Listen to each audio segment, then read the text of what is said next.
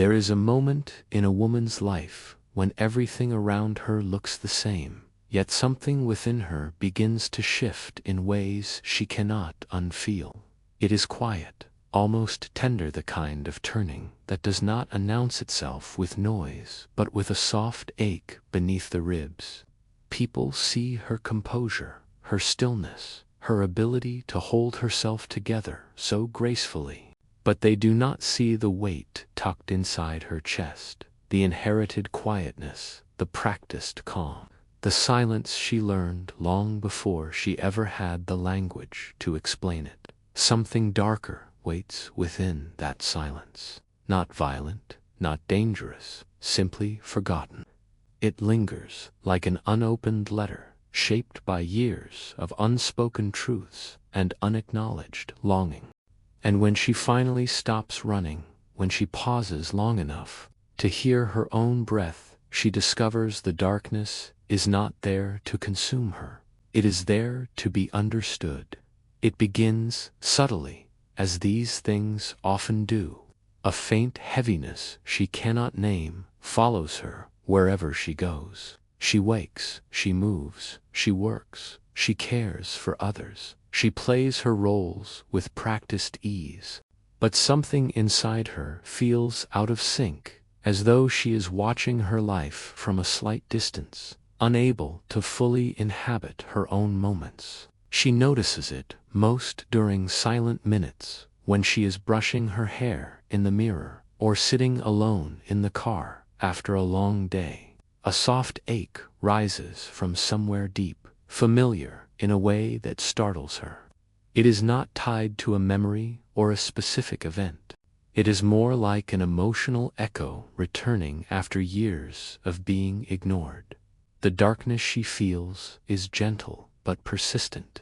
It presses against her awareness with a quiet insistence, asking to be acknowledged after a lifetime of being brushed aside.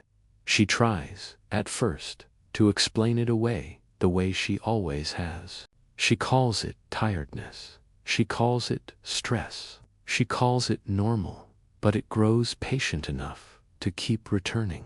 And soon she realizes she is not broken, merely disconnected from a part of herself she abandoned long ago. Her darkness did not appear suddenly. It formed slowly, shaped by quiet moments no one else saw as significant. As a child, she felt deeply joy, sadness, curiosity, fear, all vivid and unfiltered. But the world around her often struggled to hold the intensity of her emotions. When she cried with too much honesty, the room grew uncomfortable. When she spoke her fears, she was told not to overthink. When she asked questions, adults dismissed them with impatience. She learned early which parts of herself were welcomed and which parts had to be tucked away. She did not silence herself out of rebellion. She did it to remain close to the people she depended on. Children do not hide to deceive. They hide to belong. And she adapted, shaping herself into someone easier to love, easier to handle, easier to understand. Cultural expectations added their weight to be soft but not fragile, be strong but not loud, be emotional but not inconvenient, be grateful even when overlooked. Every expectation carved another quiet space inside her, another room where she stored her unexpressed truth.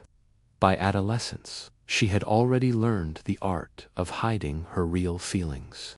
By adulthood, she had mastered it. Her darkness began as a quiet archive, the storage room of everything she never said, everything she never felt safe enough to express, everything she thought was too much for the world around her. Suppression is not the absence of emotion. It is emotion trapped without permission. When she swallowed her sadness, her body held it. When she ignored her anger, her nervous system absorbed it. When she dismissed her own fears, her unconscious stored them like unprocessed files. Her brain learned to silence her alarms before she even registered the danger. The emotions rerouted themselves into the tightness in her jaw, the tension in her shoulders, the shallow way she breathed. Her attachment patterns reinforced this suppression. She learned to earn love through emotional self-erasure, through being agreeable, through being easy to carry. The darkness inside her did not grow because she was flawed. It grew because her emotional flow had been interrupted. What was meant to move through her became stuck within her. The unconscious mind stored these fragments, tucking away stories she was too young to process, too overwhelmed to name. Dreams carried pieces of them. Sudden reactions revealed glimpses. The woman she became remained functional, capable. Reliably, yet beneath her steadiness lived a version of herself that remained hidden and unheard, waiting for the day she would finally turn inward long enough to notice her.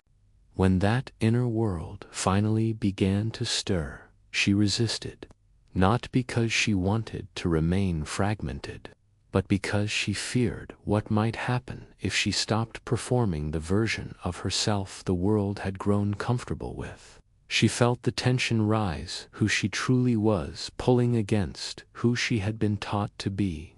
One part of her longed for honesty, depth, and self-recognition. Another feared that people would leave if she revealed too much. Shame whispered that her emotions were excessive. Fear warned her that expressing them might fracture her relationships. Old conditioning told her it was safer to be agreeable than authentic. Her body sensed this conflict before her mind could articulate it.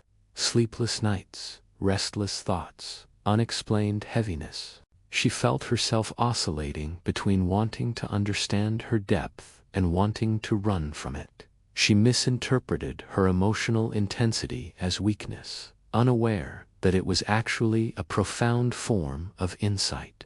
She saw her sensitivity as fragility, not knowing it held clarity. Her darkness became a threat only because she believed it was. Yet the truth was far different. She was simply outgrowing the mask she had worn for too long.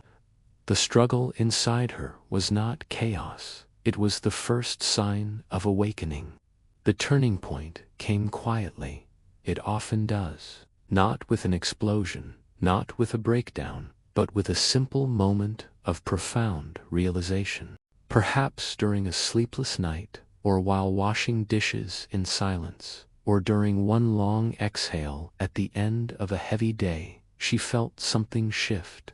A whisper inside her chest said hiding no longer works. The mask that once protected her now felt suffocating. The silence she relied on now felt hollow. She could no longer outrun the truth rising from within. And so she allowed it to reach her. She felt the weight she carried, not as shame, but as understanding. The darkness did not approach her with sharp edges. It approached like an old memory, familiar, patient, longing to be acknowledged. She sat with her emotions, unsure but willing. She felt grief for the child who had no space for her feelings. Grief for the young woman who minimized herself to stay loved. Grief for all the versions of herself that learned to hide. But beneath the grief was a gentle acceptance. Her darkness was not an adversary. It was a companion she had abandoned, standing before her once more, asking for only one thing: recognition. Integration arrived, the way dawn does, slowly, tenderly, without rushing. She began to sit with emotions she once labeled as dangerous. She allowed sadness to linger without apology. She let anger speak long enough to reveal its message. She let fear exist without treating it as a threat. Her nervous system softened. Her breath deepened. Her inner world began organizing itself in new ways. Self-compassion entered not through affirmations, but through honesty. She told herself the truths she had always needed to hear. I understand why you hid. I understand why you stayed quiet. I understand why you protected yourself the way you did.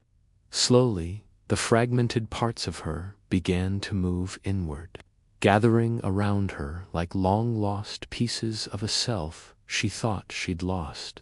The child she once was, the adolescent who questioned her worth, the adult who endured more than she admitted, all of them began to integrate. The darkness she once feared became a source of clarity.